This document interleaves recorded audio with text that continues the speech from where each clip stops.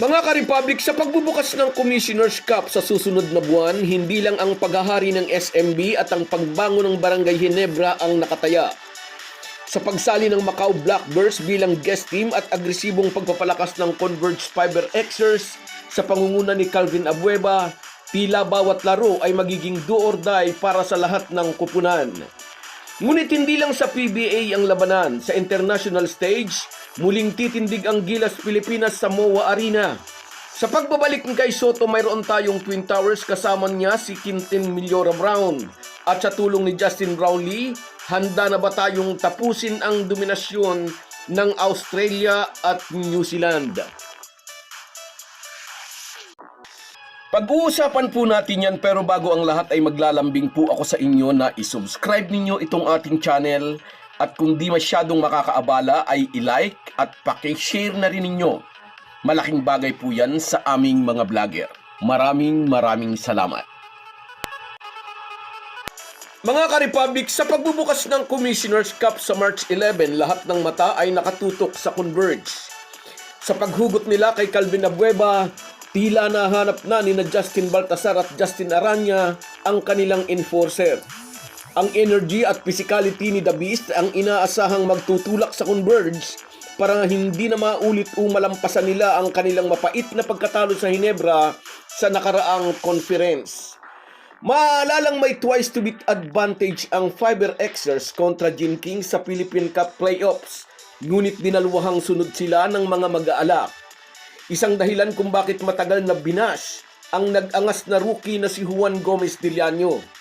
Inaasahan na magiging aral iyon kay Juan Gomez Diliano para sa mga susunod na conference. Hindi muna siya mag-aangas hanggat hindi pa tapos ang laban. Total, rookie pa lang naman ito. Mahusay na siya pero marami pa siyang matututunan. At may mga nagsasabi nga sa pagdating ni Calvin Abueva sa Converge ay naging isang title contender ang kupunan ni Coach Delta. Hindi pa man natatapos ang Philippine Cup ay may usap-usapan ng nalalapit na raw ang pagsasama nina Abueva at Coach Delta Pineda. Si Coach Delta Pineda ang itinuturing na ninong ni The Beast para makilala siya sa larangan ng basketball. Si Vice Gob ang tumulong kay Abueva mula pa sa kabataan niya sa Pampanga hanggang maging varsity player siya ng San Sebastian College. And the rest is history, ika nga. Bagamat 38 years old na, nakikipagsabayan pa rin si Abueva sa mga kabataan pang player sa liga. At ngayon ngang nasa Converge na siya, isang mas malakas na Fiber Xers ang masasaksihan sa paparating na conference. Ngunit kung lumakas ang Converge, ay lumakas din ang mga kalaban at nadagdagan pa. Ang pagsali ng Macau Blackbirds bilang guest team ay magdadala ng malaking sakit ng ulo hindi lang sa Fiber Xers, kundi sa lahat ng local teams. Sa pangunguna ng 7'6" giant na si Sam Dibguara, kailangang patunayan ng mga local teams na kayang tapatan ng puso at bilis ang mga dambuhalang dayo. Kahit pa ang pinakadominanting sentro ngayon sa PBA na si Junmar Fajardo, tiyak na mahihirapan kay Sam Dibguara. Pero nasa diskarte at game plan na ng coach kung paano nila mailalabas sa shaded area ang 7'6" na magiging pambato ng Macau Blackbirds. Sa panig naman ng SMB, nakapapanalo lang ng back-to-back All-Filipino title, may usap-usapan na tinatarget ng kupunan ang mailap na Grand Slam. Sa patuloy na dominasyon ni Junmar Fajardo na nanalong Finals MVP at Best Player of the Conference, sinasabing malaki talaga ang chance na makuha nila ang Triple Crown. Ngunit mayroon na agad silang munting problema. Nakakontrata si Benny Boatwright sa Korean Basketball League. Maaalalang si Boatwright ang import ng SMB noong Season 48 Commissioner's Cup kung saan ay sila ang nag-champion. Actually, replacement import lang ni Ivan Aska si Boatwright noong December 2023 at agad siyang nagpasiklab. Sa kanyang pangalawang laro laban sa Tira Firma, nagpasabog siya ng 51 points. Nanalo ang SMB sa unang 9 na laro ni Boatwright. Nakuha nila ang kampyonato.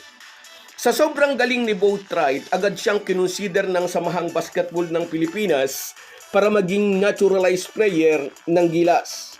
Pansamantalang na-sideline si Boatwright dahil sa injury.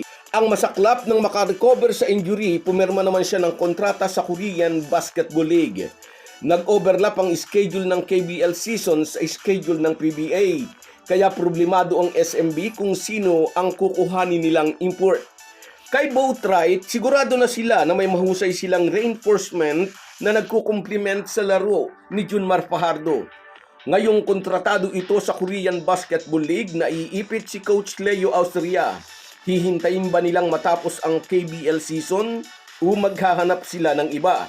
At dahil nga mayroon pang malakas na guest team, may balakid na agad sa Grand Slam ambition ng SMB. Samantala, 2 pambato ng SMB ang sasabak muna sa second window ng 2027 FIBA World Cup Asian Qualifiers. Makakasama ni Junmar Fajardo at CJ Perez ang naging kalaban nila sa Philippine Cup Finals na si Calvin Oftana ng Tok and Tex. At ang mas nagpapa-excite sa mga Pinoy fans ang magiging tambalan ni Quintin Milloro Brown at nang nagbabalik na si Kai Soto. At syempre, hindi mawawala si Justin Brownlee. Siya ang magsisilbing leader at closer sa oras na maging dikit ang laban. Sa pagkakaroon ng gilas ng malalaking player tulad ng 7'3 na si Kai Soto, 6'10 na si Junmar Fajardo, 6'10 si Quintin Milloro Brown at 6'10 din si AJ Edu, hindi na basta-basta mabubuli ng malalaking boomers at tall blocks ang ating national team. Oras na ba para magantihan ng gilas ang mga nakaraang pagkatalo sa kanila ng ating national team? Kung may kanya-kanya tayong paboritong team sa PBA, siguro naman ay pwede tayong magkaisa sa pagsuporta sa ating pambansang koponan. Maliban na lang kung ikaw ay certified talangka na sarado ang utak. So guys, yan lang muna. Hanggang sa muli. Kahit gaano po tayo kabisi ay huwag po nating kalimutan ang ating buhay espiritual. Lagi po tayong magpasalamat sa bawat araw na dagdag sa ating buhay. Malaki po ang maitutulong ng pananalangin araw-araw. Isang paalala po mula sa inyong Halo-Halo Sports Republic.